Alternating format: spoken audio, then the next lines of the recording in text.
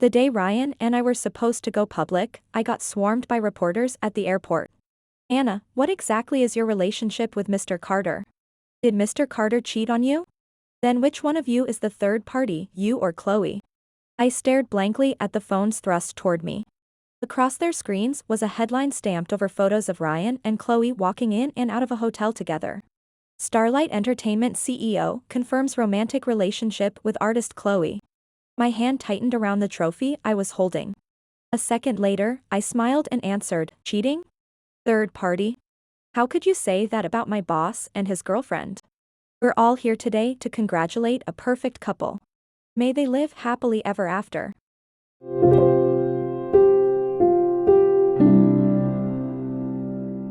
Chapter 1. My assistant pushed me through the crowd and out of the airport. Right then, a message from Ryan popped up. Come to the office. I didn't reply. I slid into the car instead. Take me to the office. The car pulled away from the curb. With shaking hands, I opened social media.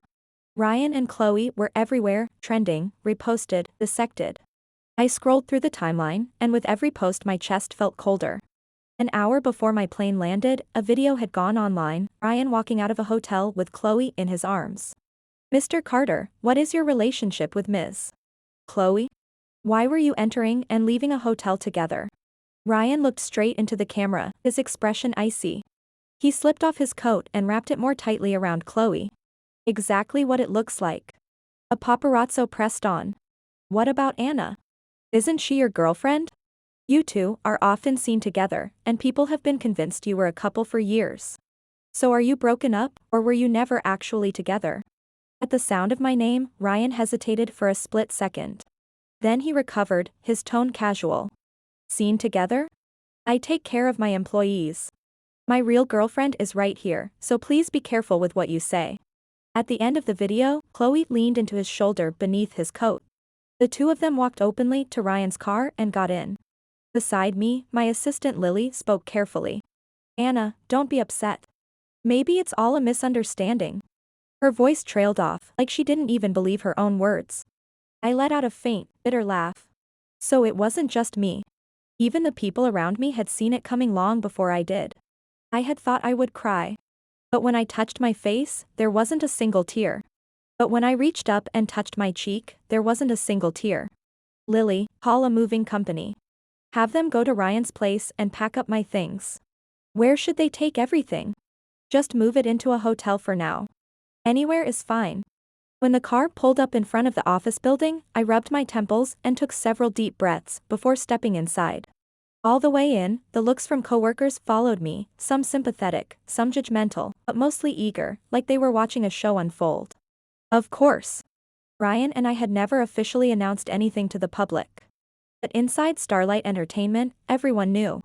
Opportunities to watch the boss's personal drama up close didn't come around often. Under their gazes, I walked to Ryan's office and knocked. Come in. His voice was low, distracted, almost lazy. You'd never guess that a beautiful woman was sitting on his lap, clinging to him. The moment she saw me, Chloe scrambled to her feet. But the next second, she seemed to lose her balance and fell right back into Ryan's arms. Mr. Carter, I'm so sorry. My heels are just too high. I couldn't steady myself. She shot me an embarrassed glance and tried again to stand, her movements awkward, her face flushed with a shy, almost childlike innocence. Ryan chuckled, his tone softening. You're always this clumsy. What would you do without me stepping in? Mr. Carter, don't tease me. They went back and forth, completely absorbed in their own little world. Chapter 2. I stayed where I was, just inside the doorway. Because the whole thing felt ridiculous. One was the head of an entertainment company. The other, a rookie actress who'd only just begun to gain attention. And yet their acting was so overdone it was almost nauseating. Maybe the sarcasm on my face was too obvious, because Ryan finally cut the performance short. He steadied Chloe on her feet and turned to me. Anna, don't get the wrong idea. I was helping her choose a script. She just lost her balance and fell into me. I didn't bother calling out the flimsy excuse. And I didn't ask when he'd started moonlighting as her manager. I simply looked at Chloe calmly. Could you step out for a moment? I need to go over some work with Mr. Carter. She bit her lip, her gaze flicking between Ryan and me. Of course.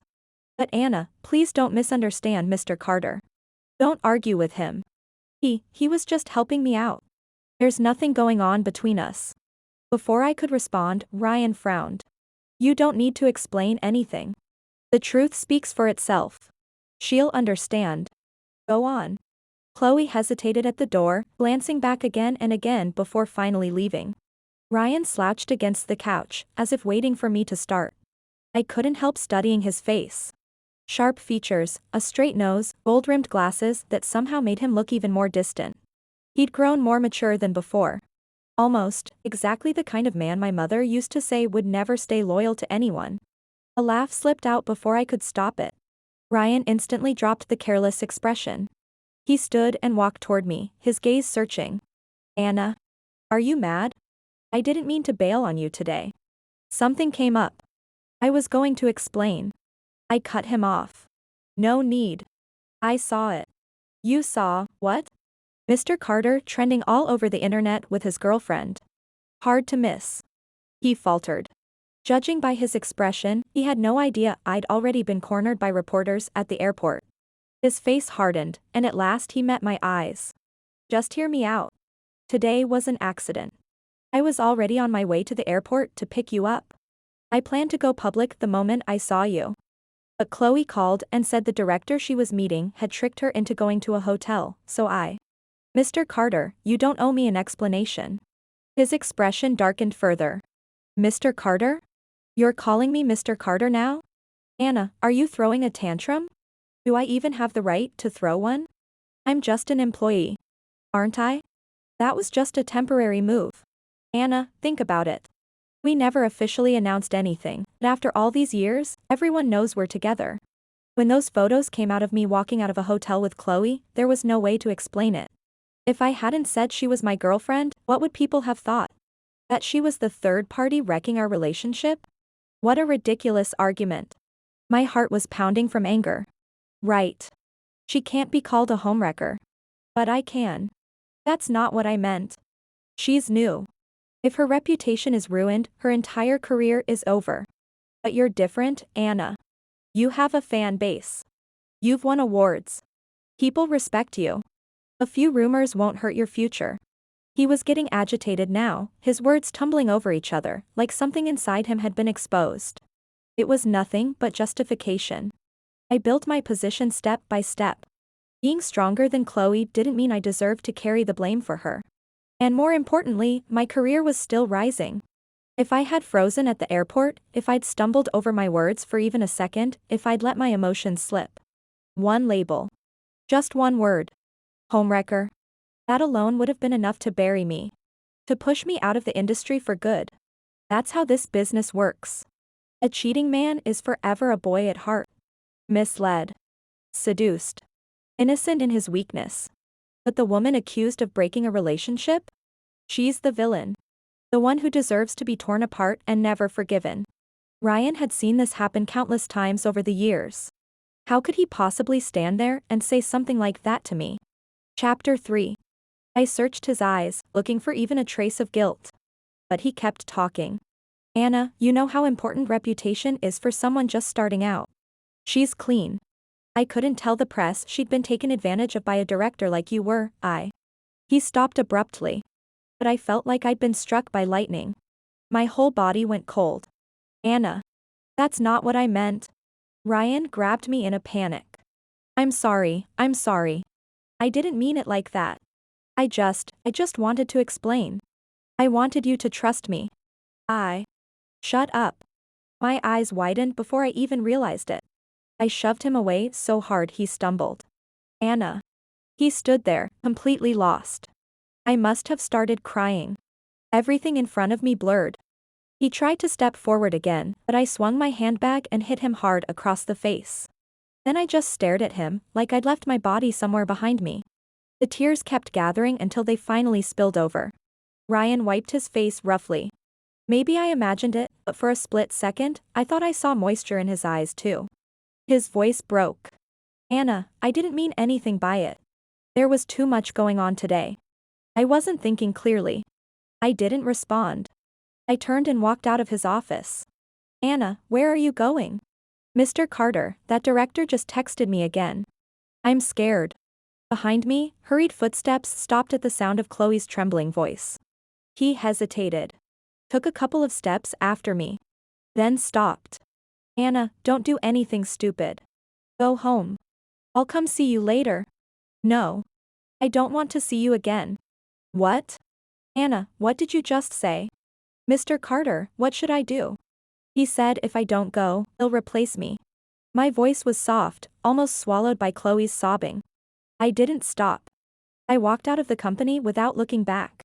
Outside the building, Lily rushed toward me and nearly crashed into me. Anna. I already had your things moved to the hotel. You're crying. Her voice faltered as she took in my face, eyes reddening with worry. Get in the car first. If anyone catches this on camera, it'll be a disaster. She guided me into the car. On the massive screen mounted outside the building, my airport interview from earlier was already playing. Then which one of you is the third party, you or Chloe? Cheating? Third party? How could you say that about my boss and his girlfriend? We're all here today to congratulate a perfect couple. May they live happily ever after. The reporter's laughter filtered through the windows. Then my phone buzzed again. Ryan was calling. Chapter 4. I didn't answer. He called again and again. I hung up every time. Eventually, the ringing shifted to Lily's phone. She looked at me helplessly. Anna. The sound was drilling into my skull. I closed my eyes. Pick up. I could fight with him all I wanted. Lily couldn't. Her contract was with Starlight. She had to think about her livelihood. The second she answered, Ryan's voice exploded through the speaker. Where's Anna? Put her on.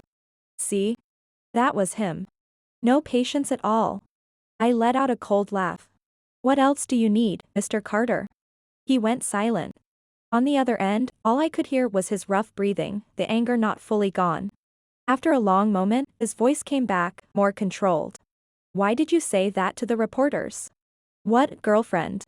What were you thinking? What else should I call her? If she's the boss's girlfriend, she's basically the boss's wife. I told you it was just in the moment. I'll find a chance to clarify it publicly later. Now that you've said that, how am I supposed to explain anything? Then what do you think I should have said, Mr. Carter? Should I have admitted I was the one interfering in your relationship? Or should I have told them Chloe was the real third party? What are you talking about? Third party? There is nothing between me and her. You could have just said nothing and walked away, like you always do. Let it die down. The faster he spoke, the more it sounded like I was the one who had hurt him. My vision darkened with anger, but my voice came out calmer than before. Let it die down. You mean let people assume we're still entangled and let the rumors paint me as the third party? My voice was shaking now. Ryan, am I really that worthless? Am I just supposed to take every hit, carry every accusation? Like you said, I'm not as good as your Chloe. Because I've been used, right? Because my own father sold me off? Because there's dirt on me everywhere and it doesn't matter how much more gets piled on, isn't that it? On the other end came the sharp scrape of a chair against the floor. Ryan shouted, his voice breaking. Stop it. Just shut the hell up. In the end, I couldn't hold it in. My makeup was already streaking as the tears came. Lily covered her mouth, staring at me in shock and heartbreak, frantically dabbing at my face with tissues. Anna, don't get worked up. Just talk it through. Her voice was trembling now too, her teeth clamped down on her lip to keep from crying. I pressed a hand over my racing heart and forced myself to breathe. Ryan, you've always looked down on me, haven't you? I haven't. I really haven't, Anna. Today Let's break up. I cut through his weak attempt at explanation. The words were finally out. Break up. So this was what it felt like, when your heart hurt so badly, it went numb. In that instant, my body and mind both seemed to fall into a blank void. All I could feel was the warmth of tears sliding down my face, draining the last of my strength. Ryan went quiet too. Only then did I notice another faint voice near him. Mr. Carter. Anna wants to break up with you? Is it because of me? Chloe was crying even harder than I was. Her voice snapped him back. He let out a hollow laugh, almost defeated. Break up? Anna, who do you think you are, bringing that up? Without me all these years, you'd still be locked in some old man's bed. Chapter 5. It felt like being slapped out of nowhere. A sharp ringing filled my ears. I should have yelled back. I should have fought him. But strangely, I didn't even have the strength to open my mouth. What? Nothing to say now? Go on, curse me out. His voice was shaking. Don't just stay silent. Come back. Come back to the office. If we're going to argue, we'll do it face to face. If you want to break up, say it to me in person. Mr. Carter, please calm down. You need to take care of yourself. Get out of my way. On the other end, I heard Chloe cry out, like Ryan had shoved her onto the couch. Anna. Don't you go silent on me. Who do you think you are, talking about breaking up? Explain yourself. Where are you? I'm coming to find you. His footsteps grew more frantic, his voice shaking harder with every word. By the end, I couldn't even tell if he was crying. All I heard was my own hoarse voice traveling through the phone. Ryan, thank you. His footsteps stopped. What did you just say? Thank you. You're right. Without you, those men would have destroyed me. It was so quiet on the other end it felt like even his breathing had stopped. But I worked for you for 10 years. I was your secret girlfriend for 10 years. So maybe I owe you more. If you still think you came out on the losing end, name your price. I'll find a way to pay you back. Mr. Carter, please. Just be merciful. Let's call it me buying my freedom. Okay? I never heard his answer. The call ended. Lily turned and pulled me into her arms, sobbing so hard she could barely breathe. Anna. Anna. I leaned against her shoulder, my tears soaking into her collar. Staring at the dark screen of my phone, I remembered something my mother once told me. Anna, love is the most intangible, uncontrollable thing in the world. And yet you keep begging for it. So maybe I deserve to lose this badly. Chapter 6. The truth was, Ryan hadn't been entirely wrong. Without him, I might not have survived at all. Suicide. Disease. Something else. I didn't know. I just knew I wouldn't be here today. A father addicted to gambling. A mother who cheated and left. A family that went bankrupt and sold me off to an older man. If you lined up my life story on paper, it would read like the script of a tragedy. My mother used to say that beauty was the cruelest curse for someone who had nothing else. I understood what she meant when I was 16. I was dressed up like something on display and pushed into an audition room by my own father. Because he'd heard that actresses made good money. Your daughter's this pretty. You think making money will be hard? Send her in. Give it 2 years and you'll be back on your feet. Did my father hesitate? I think he did. I remember him crouched in that dim basement, clutching his head, cigarette glowing faintly in the dark. The cigarette burned through the night, the ember flickering on and off in the dark. And that entire night, I stayed curled up in the unlit bathroom, texting my mother over and over. I begged her to take me with her. She said everyone had their own fate. She could only look after herself. Your life is yours to live. I have no reason to sacrifice mine for you. I held my phone all night, unable to figure out where my own road was supposed to lead. In the end, I was still sent into that room. Along with 7 or 8 other girls around my age. When a man old enough to be my father pointed straight at me, I remember thinking, with a kind of bitter, twisted humor, that maybe I was the one who'd been cursed the worst. I became the girl a famous director was promoting. I wasn't even sure those ads they had me shooting counted as real opportunities. But that's what people online called it. So I let myself believe it too. For a while, I gave up fighting. I told myself I could live like this. Nothing was impossible to endure. At night, I'd close my eyes and shut everything out. See nothing. Hear nothing. Think nothing. And when morning came, I'd open them again and step back into the light, dressed up as a rising young star. But maybe I really was cursed. Every time I thought I'd finally accepted how bad things were, life would prove me wrong. There was always something worse waiting. So one storm-dark night. At the hotel the production had booked. I broke free from the restraints on my wrists, smashed a vase, and slashed the man who had been keeping me for 2 years, along with the 3 older men he'd brought along on a whim. I kicked and fought like I'd lost my mind. The metal had cut so deep into my wrists the wounds went nearly to the bone. But I couldn't feel the pain. I clawed for their eyes, again and again. until my strength gave out. In a blind panic, I scrambled onto the windowsill. Right before I jumped, the door was kicked open. A young man I'd seen on set earlier that day walked in, yawning, his posture loose and lazy. What's all this noise? People are trying to sleep. His eyes paused when they landed on me at the window. His frown deepened. After a moment, I heard him ask, "Did you choose this?" I shook my head as hard as I could. He shoved the men aside and walked toward me, step by step. Then he took off his coat and wrapped it around my shoulders. There was no strange scent. Just a normal one, something light, something alive. A simple hint of lavender that felt unmistakably young. Before I knew it, I'd pressed my whole face into his coat. My muffled sobs pounded against Ryan's temples like a hammer. That's what he told me later, in his own words. "Maybe you won't believe me, but I noticed you the moment I saw you on set. When I saw a man walk into your room, my heart was in my throat. I was terrified you might be there willingly. Thank God I heard you calling for help. Anna, you don't have to be afraid anymore. I'm not like them. I won't force you. This isn't some arrangement, we're in a relationship. Do you understand?" Chapter 7. Ryan had always refused to take over his family's entertainment business. But to protect me, he founded Starlight himself at 20. Luckily, I didn't let him down. Within just a few years, I'd collected more awards than I could count.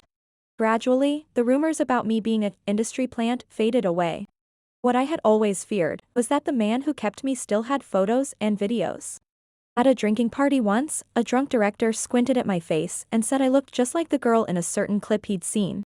Ryan grabbed a bottle and smashed it over his head without hesitation. Glass and blood sprayed across the table. No one said another word. Later, Ryan told me not to worry. He bought every copy of those videos and made sure the people involved understood the consequences. Every now and then, posts would still appear online, digging into the real story behind award-winning actress Anna's rise. Usually just blurry photos of me at industry dinners with that director.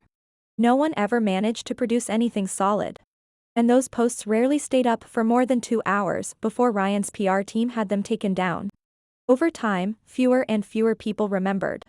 That was what Ryan meant by letting things die down. All these years, he'd avoided bringing it up again. Maybe he really had been protecting my dignity. I never imagined that, for Chloe's sake, he'd bring it up so easily. The blade he'd kept hidden all this time. He'd driven it into my heart himself. And it hurt more than any wound anyone else could have given me. Maybe that was for the best. The blood had run dry. The tears were gone too. Maybe it wouldn't hurt anymore. Chapter 8. I woke the next morning to Lily shaking me. Maybe the emotional crash from the day before had been too much. I drifted into a fever without even realizing it.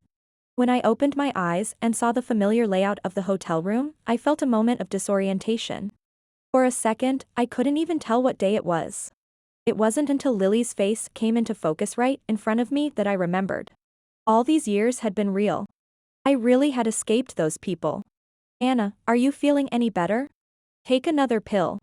I took the water she handed me but didn't rush to swallow the medication. She didn't look well herself. Several times she opened her mouth, hesitated, then stayed silent. "What happened?" Lily bit her lip. "I didn't want to wake you this early, but David called just now. He said. A chill ran through me. David. One of the most respected directors in the industry. His new action film, Shadow of the Blade, was about to begin production. And I was the lead he'd personally chosen.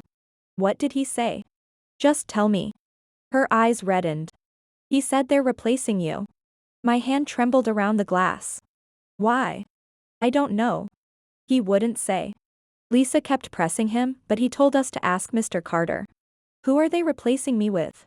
Lily hesitated. Chloe, right? She didn't answer, just looked at me with worry and nodded. My chest tightened, like I couldn't get enough air. That role. I'd fought for it with everything I had.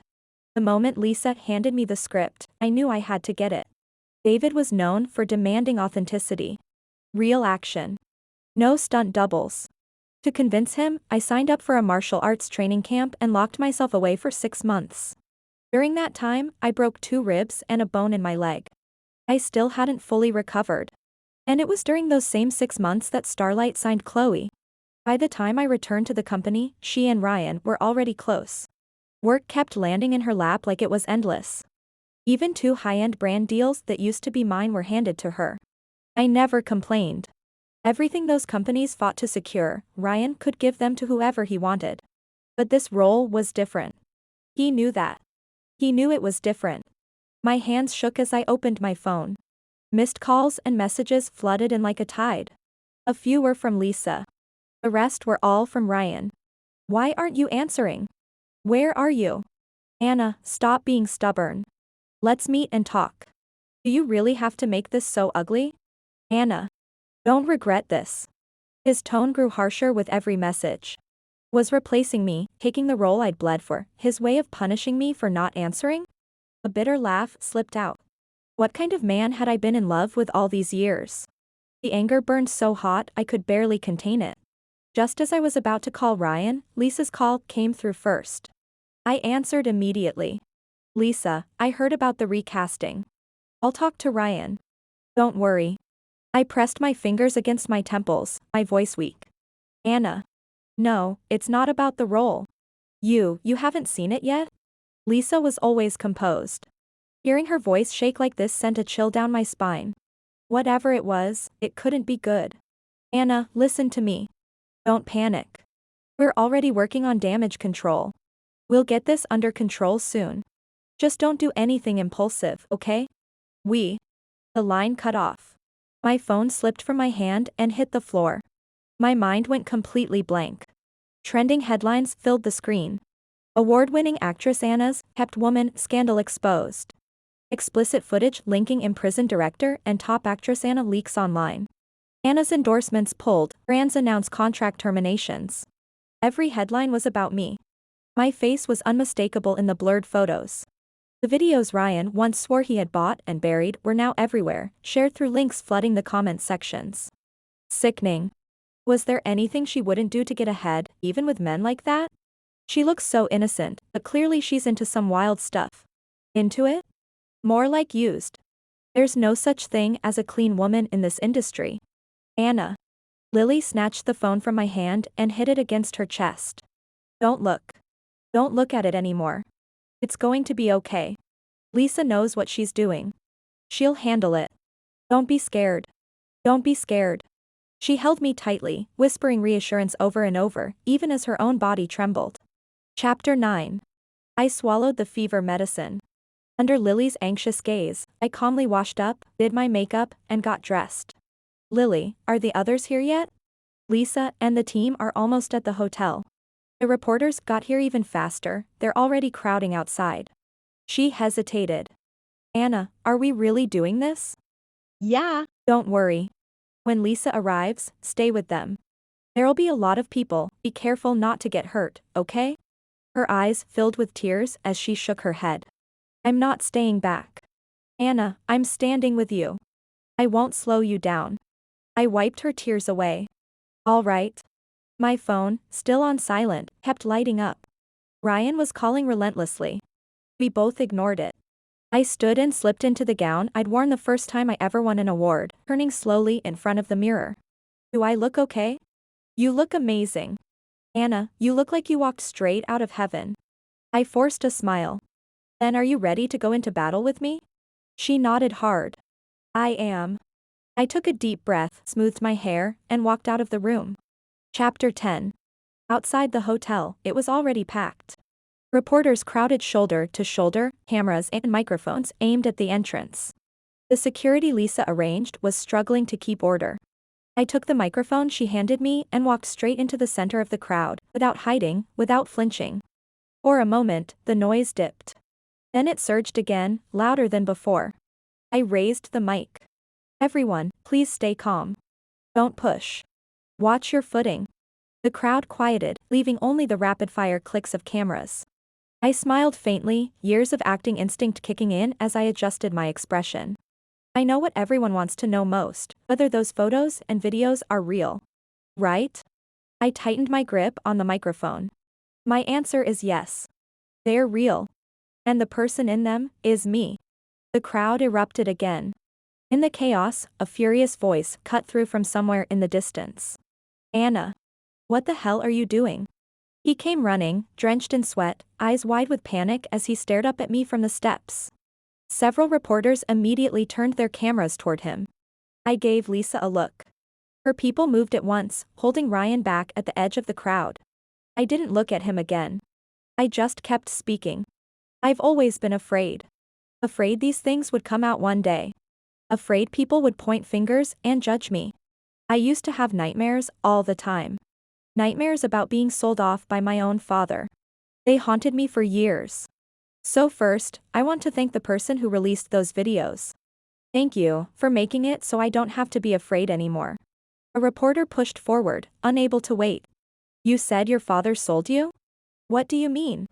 Weren't you there by choice? I lowered my gaze and let out a quiet laugh. Someone asked me that once before. Asked if I was there willingly. Ryan's body jerked under the grip of the security guards. I told him the truth. I wasn't. I hated those days. He rescued me, and 7 or 8 other girls who were being held like I was. He uncovered the director's crimes and sent him to prison. I was grateful to him for a long time. I believed he trusted me until yesterday, when I realized he might never have. All those years of suffering, reduced to a single line in his mouth. She was taken advantage of by a director. But let me be clear, that wasn't exploitation. That was a crime. I know some of you are wondering how I still have the nerve to stand here and respond. I'll tell you why. Because I was the victim. None of this was my fault. I was 16 when I was pushed into that hell. 16. Just a kid in her first year of high school. If I were the one abusing power, trading money and influence for young girls, I'd be the one who should feel ashamed. But I was the victim. Why should I stay silent and endure everyone's humiliation and insults? My gaze cut through the crowd and landed on Ryan, who stood there like he'd turned to stone. Back then, the people who filmed those videos committed a crime. And whoever released them now is committing one too. I don't care what their motive was. I won't let this go. I'm reporting it to the police, and I'll pursue it to the end. When I finished, I handed the microphone back to Lisa, who was already in tears, and turned to leave. Lily followed close behind, crying as she spoke in a hushed voice. Anna, your ticket's booked. Lisa and the team will stay behind to handle things here. I'll go with you. Okay. Chapter 11. Pack only the essentials. Ask Lisa to ship the rest later. It's all arranged. Lily guided me into the car, pressing tissues into my hands. The engine started, carrying us farther and farther away from the chaos behind. In the rearview mirror, a man in a suit broke through the crowd and ran after us. His lips were moving, but I couldn't hear a word he was saying. Speed up. The car sped up, and his figure shrank into a small black dot in the distance until it disappeared completely. I closed my eyes and wiped away the last tear. From this moment on, Anna was finally free. Our flight landed in France early the next morning. Nicole, the renowned director, was already waiting at the airport. The moment she saw me, she walked over and pulled me into a tight hug. Anna, are you okay? She already knew everything that had happened back home. I nodded, forcing an easy smile. It's nothing. I survived worse back then. No matter how bad things get now, it's still better than before. Seeing the concern in her eyes, I joked, what? You're not going to drop me because I'm a scandal-ridden actress, are you? She leaned back dramatically. Not a chance. It's hard enough finding a beautiful actress brave enough to jump off a moving train for a scene. For the first time that day, I smiled for real. Then, here's to a great collaboration. To a great collaboration. I had met Nicole 2 years earlier in France while attending an awards ceremony. That year, I'd nearly swept every major international award with a crime thriller. She'd been amazed by the footage of me performing a jump from a moving train and had kept saying she wanted to work together someday. Originally, I planned to return home, finish filming Shadow of the Blade, and then come back to lock in a schedule. Now, that step had conveniently disappeared. Anna, Lisa messaged. She's handling our contracts. All of us want to terminate and keep working with you. Do you still want us? I laughed softly and reached out to pinch Lily's cheek. Of course I do. You, Lisa, Anning, everyone. Anyone who wants to stay with me, I'm keeping. All of you. Double your pay. Really? Anna, you're the best. Seeing that my career overseas hadn't collapsed seemed to calm Lily a little. She leaned closer and whispered, "Anna, the photos and trending topics have all been wiped. You can't even search them anymore. But your interview video is going viral everywhere. Lisa wants to know if we should try to control the narrative." No. I didn't lie. Let people decide for themselves what's right and wrong. Okay, and one more thing. Lisa is already contacting lawyers, preparing to sue whoever leaked the photos. If it really was Mr. Carter, then it doesn't matter who it is. Ryan isn't above the law. If it's a crime, he'll answer for it. I clenched my jaw and took a slow breath. Forget him. We live our own lives now. Chapter 12. Nicole's new project was a sci-fi spy film. The visual effects would cost a fortune, but the hand-to-hand combat scenes for the lead were just as critical. To adjust faster, I signed myself up for an intensive pre-production boot camp. 3 months early, I packed myself off to training. Lily and Lisa stayed behind to handle contracts and logistics. To be honest, at first there was a part of me that wanted to hide. Lock myself away. Clear my head. Stop thinking about everything that had happened. But once training actually started, I realized I'd worried for nothing. It wasn't that I had less time to think. I barely had time to breathe. Every morning when I opened my eyes, I was either getting hit or on my way to getting hit. At one point, I seriously wondered if I'd somehow offended Nicole. Otherwise, why had she arranged for a group of highly trained, muscle-packed professionals to spar with me? I just wanted my fight scenes to look sharp and beautiful. I wasn't training for an international martial arts championship. Did it really have to be this brutal? Anna. You done already? I wasn't about to say I couldn't. I pushed myself back up, rolled my pant legs higher, and swept my leg hard across the mat. Again. 3 months later, when it was finally time to leave camp, I could see the difference immediately. My abs were sharper. My posture stronger. There was a clarity in my eyes I hadn't seen in a long time. Let's just put it this way. When Lily saw me, her cheeks turned red. I flicked her forehead lightly. What are you staring at? Nothing. Behind her, Lisa stood with the whole team, holding flowers and smiling. My throat tightened. You all came? Every single one of us. A few of the stylists chimed in at once. Ryan was impossible about the contract termination. We negotiated forever. He refused to budge. Good thing Lisa's sharper than he is. She finally got him to sign. Lisa gave a faint, tired smile. It's not that impressive. He just didn't have the energy to fight us anymore. She glanced at me carefully and lowered her voice. Can we talk? I smiled instead and pulled a card from my bag, holding it up between 2 fingers. Ladies, today's on me. Go treat yourselves. Anna, you're the best. Told you, choosing the right boss is better than choosing the right husband. Laughing, they drifted off together, giving us space. I followed Lisa into a cafe. She looked conflicted, then let out another sigh. Anna, when I said Ryan was tied up with something earlier, do you know what it was? I blinked. In the past 3 months, I could count on one hand how many times I'd even thought about him. I had no idea what his life looked like now. I took a wild guess. He's in jail? Lisa stared at me, speechless. Jail? No. Chloe blew things up with him. My hand paused halfway to my coffee. Chloe? Yes. Those private things about you? She worked with Spectrum Entertainment to dig them up. She overheard your conversation with Ryan and told someone at Spectrum. They were the ones who tracked everything down and leaked it. Lisa watched my face closely. When I didn't react too strongly, she let out a small breath. Ryan did pressure David to replace you. He was angry and trying to force you to come back to him. He never expected Chloe to go behind his back and escalate everything like that. We went to the police. They traced it back.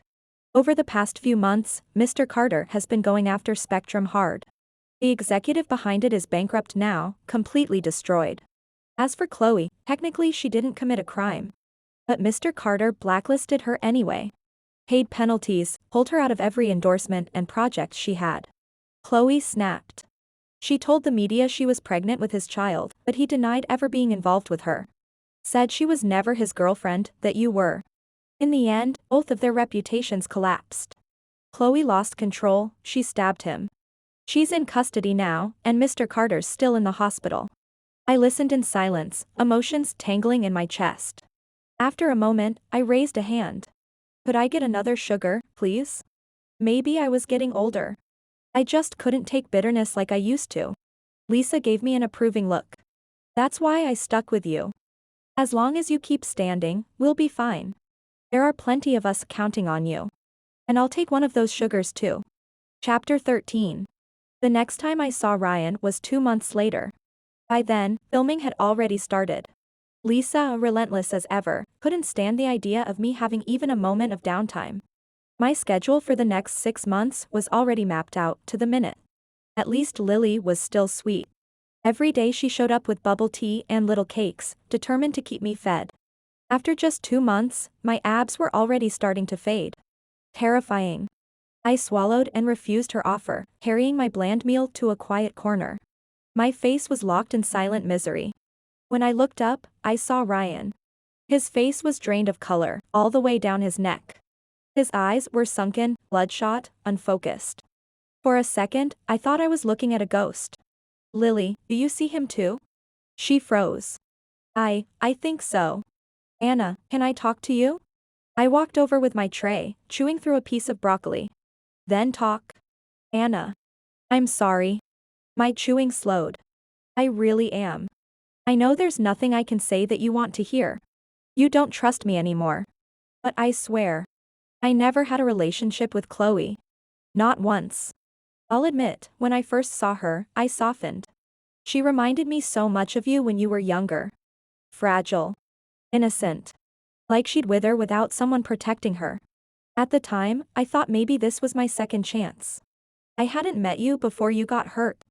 I couldn't protect you then. But now I'd met another girl who seemed just as good, just as vulnerable. Maybe I could protect her first, make up for everything I failed to do for you. Later I realized, maybe it was transference. I was projecting my feelings for you onto her. I wanted to protect the version of you I couldn't save back then. You didn't protect me back then, and you didn't protect me now. You stood with Chloe and hurt me. You pushed me aside for her. You took everything that should have been mine and gave it to her, and you humiliated me. Can you at least admit it? You looked down on me. You saw Chloe, pure, untouched, and then you looked at me and remembered where I came from. You thought I was stained. That I wasn't as good as her. That since I was already dirty, it didn't matter if I stepped aside for your young, beautiful, spotless Chloe. Isn't that the truth? Do I need to spell it out more clearly? Ryan, who are you trying to move with this self-sacrifice story of yours? His face turned even paler, his gaze unfocused. No, that's not it.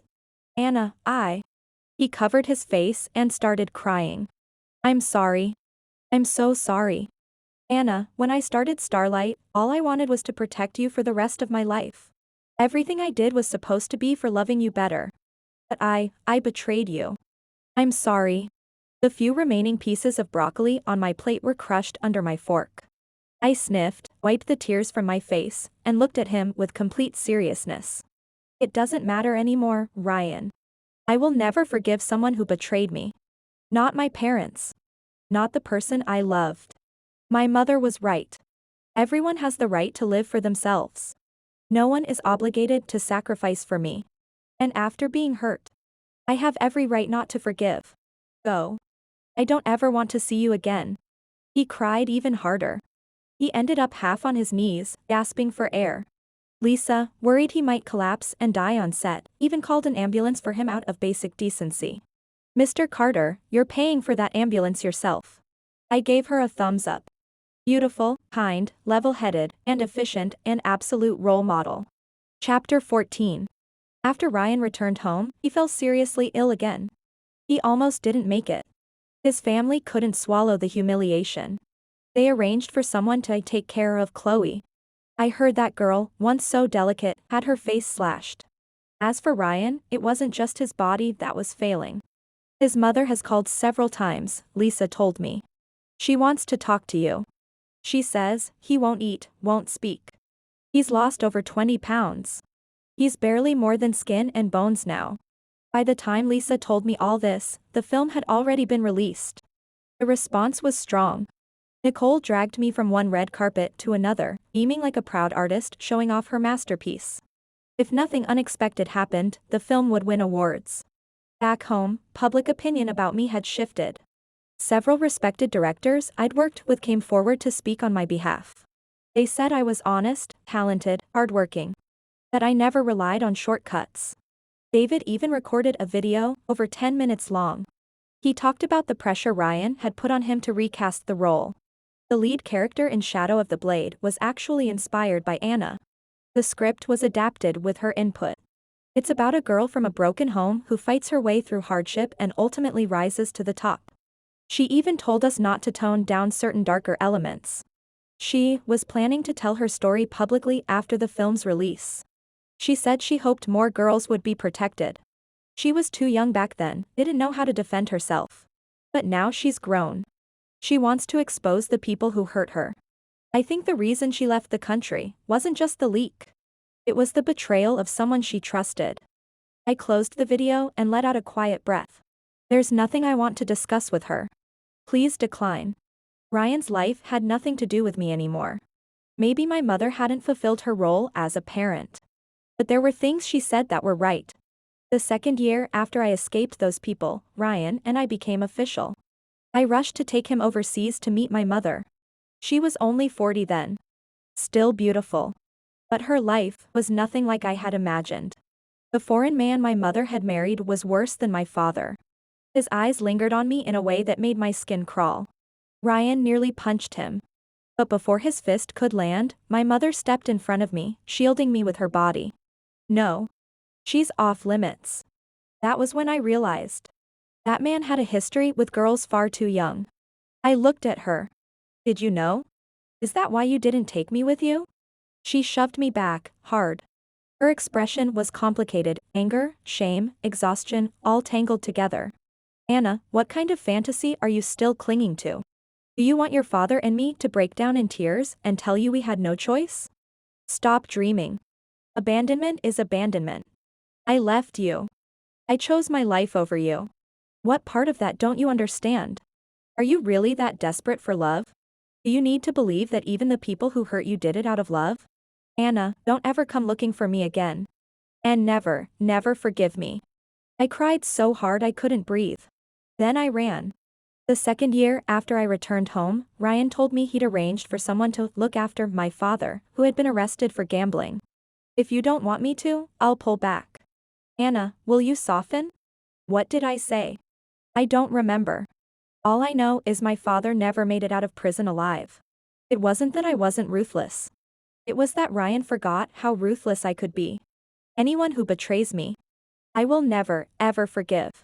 Their suffering has nothing to do with me anymore. My road ahead, however, is bright. At this point, my love life is a public service announcement. Free of charge.